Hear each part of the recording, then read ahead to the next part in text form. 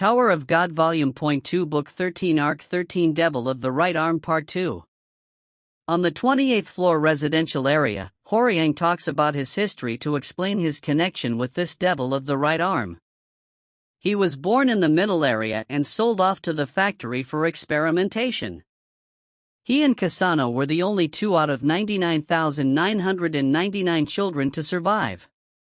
They grew to be like brothers, with Sophia Ame as their mother. She gave them names and he described her as their first love. When they were 12, they had a living ignition weapon inserted into them. After a long time, Hwoarang was then brought out when Hedon appeared and brought him into the tower. He quickly climbed, but once he reached the 20th floor he stopped. However, once he heard rumors about Kasano, he decided to climb up. He goes outside once he's told his tale and fights Viol, trying to bring out the red ignition weapon that was inside him.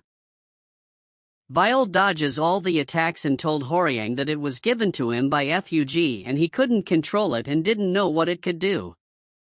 Hwoarang accepts this answer, saying that he knew Viol for a good person who wouldn't purposefully tread on the lives of others. He then leaves them, telling them that he was going to find Kasano on his own. Viol goes back and is torn between Hwoarang's wishes and the team's. When they have gone back to their rooms, Mizing voices her concerns to Viol, which prompts him to go after Hwoarang. Even though it was against Hwoarang's explicit wishes, Viol could still empathize with him and could imagine the pain he was going through. He leaves on their second vehicle. As Akraptor debates what to do, Wangnan, Prince and Yawa all resolve to follow him.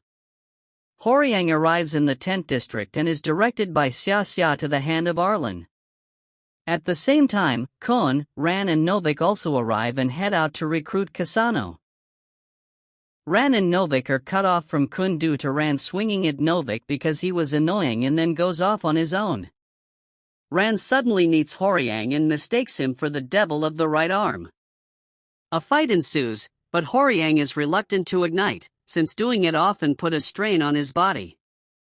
Suddenly, an observer appears and leads him inside the hand, where Kasano waits. He comes down and fights, but is blown into the wall by Ran. Enraged, Hwoarang ignites and fights them seriously, but is stabbed in the torso by Kasano, who is actually alive. Meanwhile, Viol also arrived at the tent district and was directed to the Hand of Arlen like Hwoarang. However, Xia offers to accompany him to protect him from the traps, which Viol accepts. When the noise from the fight between Hwoarang, Ran and Novik reach his ears, he runs towards the tower as fast as he can, arriving to see Ran and Novik standing over a comatose and bloody Hwoarang. At the same time, Khun is trying to get his lighthouse online when he is suddenly shot by an assassin. He is saved by the armor he stole from his father's hoard and quickly defeats the assassin, torturing him for information. Little is yielded and he works on tracking down the hacker. He is dumbfounded when he realizes it is Apple and he too runs towards the Hand of Arlen. Viol looks at the scene in front of him and assumes incorrectly that the two of them killed Hwoarang. He and Xia attack them and they fall to his power. As Viol is about to kill them, Khun runs in.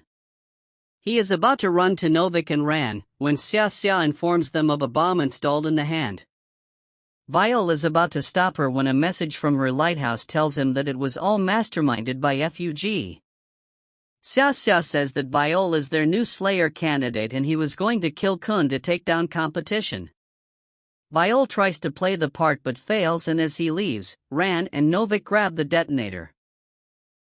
Unfortunately, they are stopped by Viol and he tells Xia that if she ever played with his friends' lives again, he would kill her. In response, Xia blows up the whole hand, protecting everyone except Khun. Back in Team Khun's house, it is revealed that Apple and Michael were traitors and that they had poisoned Jiatang as an excuse for Michael and Jiatang to stay behind. They are about to kill Dan when Rachel pleads for them to stop and asks if Dan would like to be her legs. Dan rejects her, so is stabbed in his legs, until he becomes unconscious. The rest of Team Tangsoyuk arrive at the Hand of Arlen and are stunned at the ruins that greets them.